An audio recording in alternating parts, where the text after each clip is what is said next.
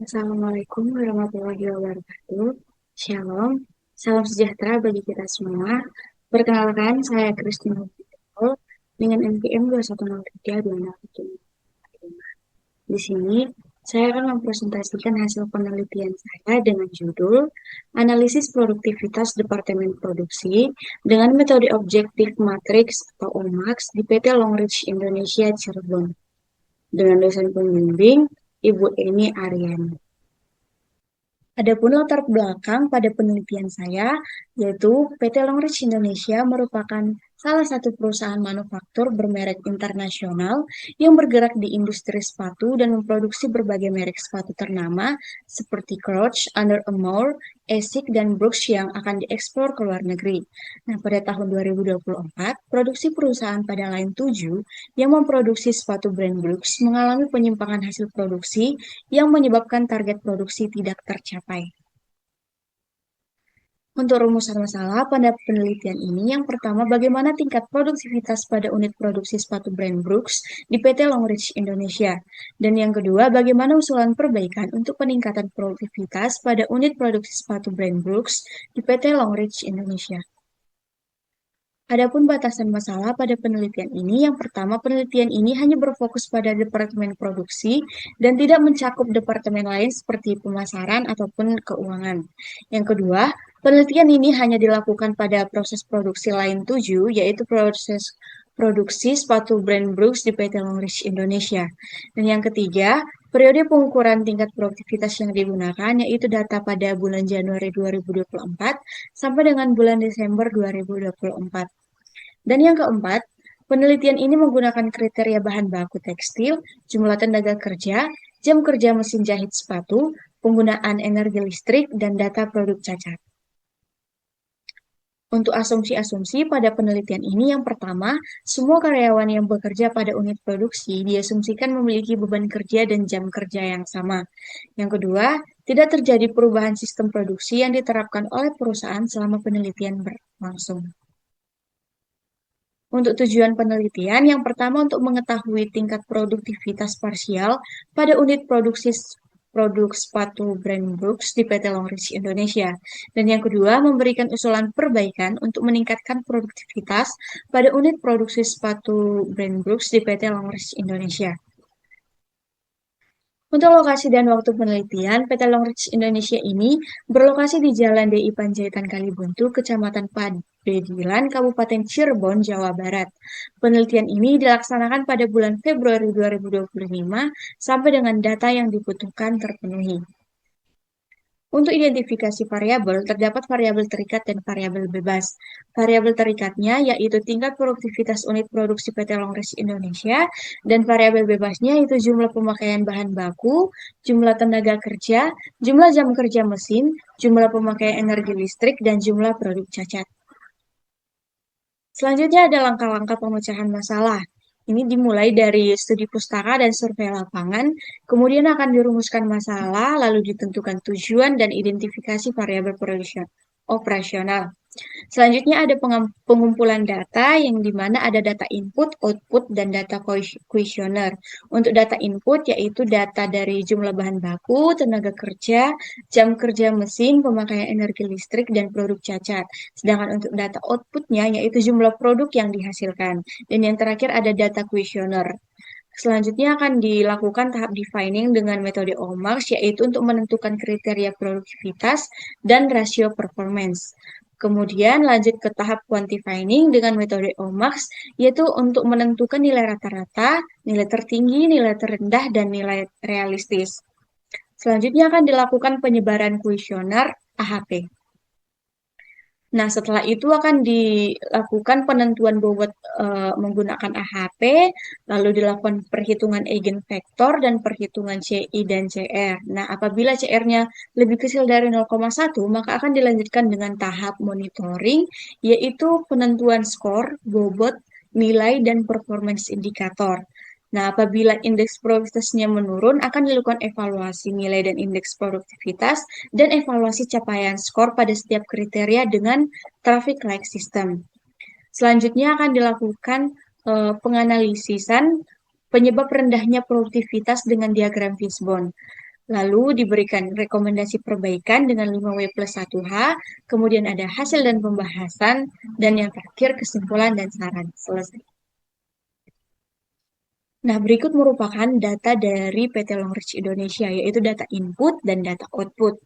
Nah, di data input ini terdapat data bahan baku, yaitu bahan baku utama pembuatan sepatu brand Brooks, kemudian ada tenaga kerjanya, kemudian ada data jam kerja mesin jahit sepatu, kemudian data pemakaian energi listrik, dan data defect pada bulan Januari sampai Desember. Untuk data outputnya yaitu data jumlah produk yang dihasilkan tiap bulannya pada bulan Januari sampai Desember. Nah, untuk pengolahan data, tahap yang pertama dilakukan adalah penentuan kriteria produktivitas. Nah, di sini untuk kriteria 1 yaitu produktivitas bahan baku atau rasio 1. Begitupun seterusnya sampai dengan kriteria 5 yaitu produktivitas produk defect ataupun rasio 5. Kemudian di sini ada penentuan rasio performance. Nah, untuk penentuan rasio performance ini didapatkan dari misalnya pada rasio yang pertama eh, produk yang dihasilkan dibagi dengan data bahan baku tekstil. Nah, untuk contohnya pada rasio pertama di bulan Januari 39.213 dibagi dengan 8.522. Nanti akan didapatkan hasil dari rasio yang pertama yaitu 4,60. Begitupun seterusnya sampai dengan Desember. Setelah itu akan ditentukan nilai rata-ratanya, nilai minimum, dan nilai maksimalnya. Untuk nilai rata-rata ini didapat dari rata-rata seluruh rasio dari bulan Januari sampai Desember, yaitu di 4,50. Untuk nilai minimum, yaitu nilai paling kecil yang terdapat pada bulan Maret, yaitu 4,16.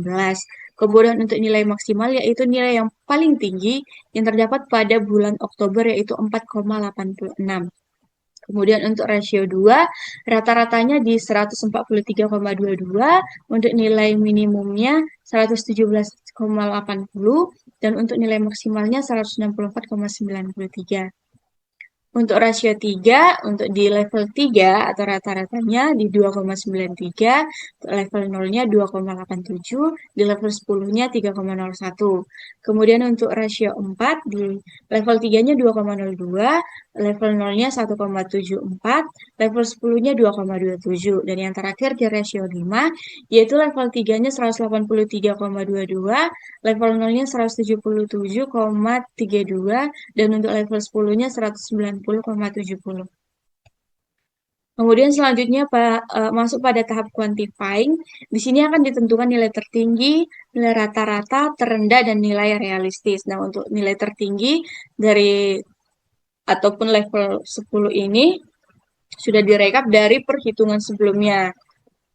Kemudian ada nilai rata-rata, selanjutnya ada nilai terendah, level 0, dan nilai realistis. Nah, di nilai realistis ini didapatkan dari misalnya pada level 1 sampai 2 untuk rasio 1 menggunakan rumus nilai rata-rata pada bahan baku tekstil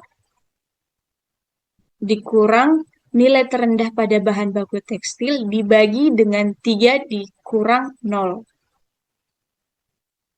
Maka nanti menjadi 4,50 dikurang 4,16 dibagi dengan 3 dikurang 0. Maka akan dihasilkan 0,11. Begitupun selanjutnya sampai dengan rasio 5.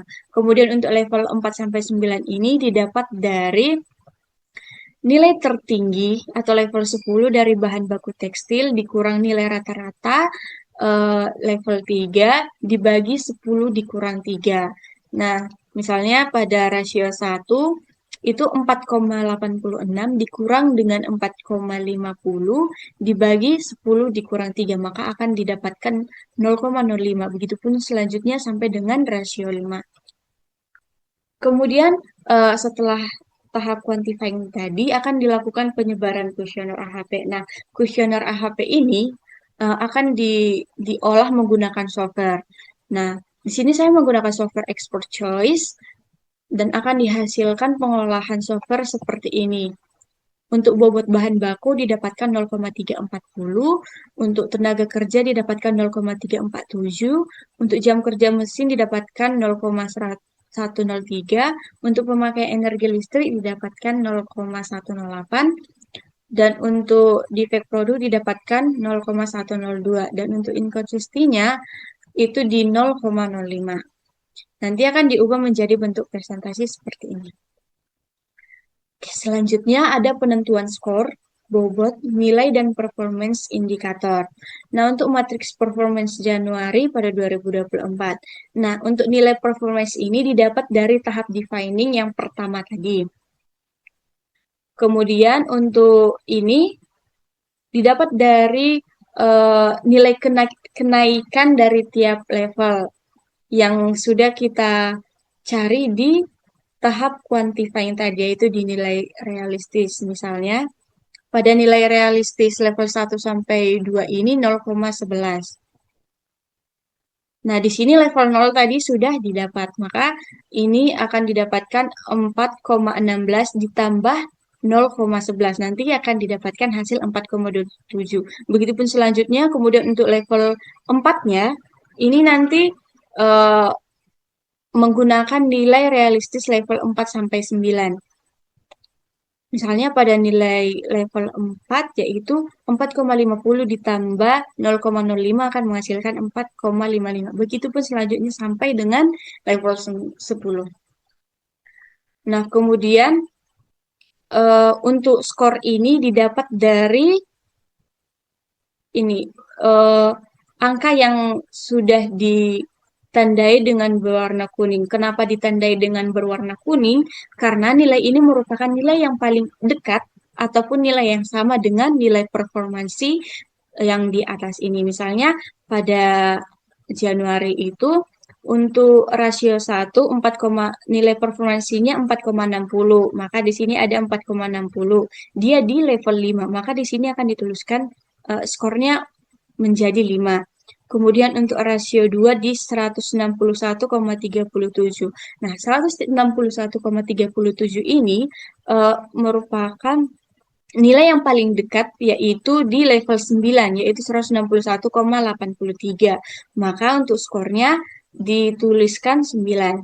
Kemudian untuk rasio 3 di 3,01 ada di level 10, di sini skornya 10. Kemudian untuk rasio 4 di 2,14, nilai yang paling mendekati adalah di level 6, maka ditulis skor 6. Dan untuk rasio 5, 180,71, nilai yang paling mendekati adalah 181,26 di level 2, maka ditulis skornya 2. Selanjutnya, untuk persentase bobot ini merupakan nilai dari perhitungan yang sudah kita lakukan pada software tadi. Ini 34,7 sampai produk defect. Nah, kemudian untuk nilai ini merupakan nilai dari skor dikali persentase bobot. Maka 5 kali 34 sama dengan 170, 9 kali 34,7 yaitu 312,3. Begitupun sampai rasio 5. Kemudian untuk nilai current-nya, ini merupakan penjumlahan dari keseluruhan nilai rasio 1 sampai 5, maka akan dihasilkan 670,5. Nah, karena ini bulan Januari, maka previous-nya ini atau nilai current sebelumnya kosong. Oke, selanjutnya untuk performance Februari, sama seperti performance Januari tadi, sama untuk nilai performansinya, kemudian ini untuk nilai kenaikan, kemudian ini untuk skornya, kemudian persentasenya, nilai, dan akan dihasilkan nilai current-nya yaitu 141. Nah, ini previous ini didapatkan dari nilai current sebelumnya. Nah, untuk Januari itu kan 670,5, maka untuk previous Februari 670,5. Nah, selanjutnya untuk nilai indeks ini didapat menggunakan rumus current dikurang previous per previous. Maka nanti hasilnya 141 dikurang 670,5 per 670,5. Maka akan dihasilkan nilai indeksnya minus 79%. Nah, begitupun selanjutnya untuk Maret didapatkan nilai indeksnya 19, untuk April nilai indeksnya minus 8, untuk Mei nilai indeksnya 30, untuk Juni nilai indeksnya minus 55, untuk Juli nilai indeksnya 843, untuk Agustus nilai indeksnya minus 32, untuk September nilai indeksnya minus 27, untuk Oktober nilai indeksnya 103, untuk November nilai indeksnya minus 47, dan untuk Desember nilai indeksnya 7. Nah, di sini akan dilakukan evaluasi nilai dari indeks produktivitas. Nah, ini merupakan nilai produktivitasnya atau current yang sudah kita dapatkan tadi, dan ini adalah nilai produktivitasnya. Berikut merupakan grafiknya, grafik dari nilai produktivitas dan nilai indeks produktivitas. Nah, selanjutnya akan kita lakukan evaluasi capaian skor pada setiap kriteria dengan traffic light system. Nah, yang ini nilai dari setiap skor-skor ini didapat dari ini skor pada matrik performance tadi. Ini misalnya pada bulan November itu 55370. Maka di sini November 55370. Nah, di sini setelah kita pindahkan dari Januari sampai Desember, ini akan kita total tiap kriteria. Kemudian bisa kita lihat untuk penentuan warna merah, kuning, dan hijaunya. Apabila skornya di 0 sampai 2, maka kinerjanya jauh di bawah target, maka akan diberi tanda merah. Sedangkan untuk skor di 3 sampai 6 mendekati target diberikan tanda kuning. Sedangkan untuk skor 7 sampai 10 yaitu kinerjanya mencapai target akan diberikan tanda hijau. Nah, ini merupakan grafik pencapaian pada skor kriteria pada rasio tiap rasio ataupun kriteria. Ini untuk jam kerja mesin jahit sepatu. Ini untuk skor produk defect.